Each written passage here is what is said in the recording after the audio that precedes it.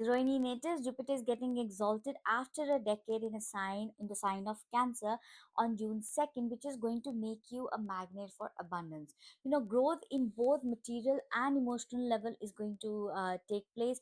But word of caution here is that do not get attached to luxury. This attachment is only going to slow your momentum for growth.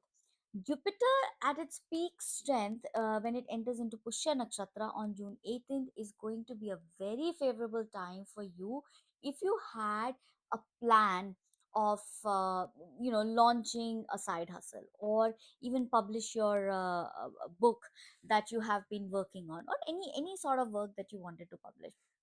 Now, financial stability in both your primary and secondary income is going to be there. You can also make investments in real estate, hospitality, or any female centric industries that yield profit for you. But a time of caution is from August 18th, as Jupiter still in Cancer is going to move into the sign into Ashlesha Nakshatra. This is the time where you should avoid lending money to your friends or siblings till end of October. And very important to create those financial boundaries for your own financial security. So overall, from June to October, home life in general will be very important for you.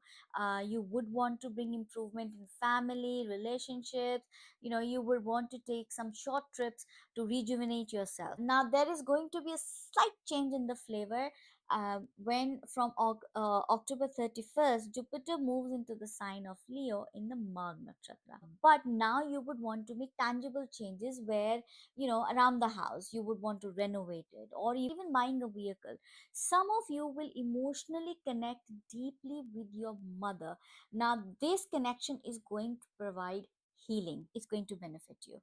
If you are single, you could be introduced to someone by your sibling, or even meet someone during a trip, which is going to be a very good connection for you. For married people, a wonderful time to plan for a baby.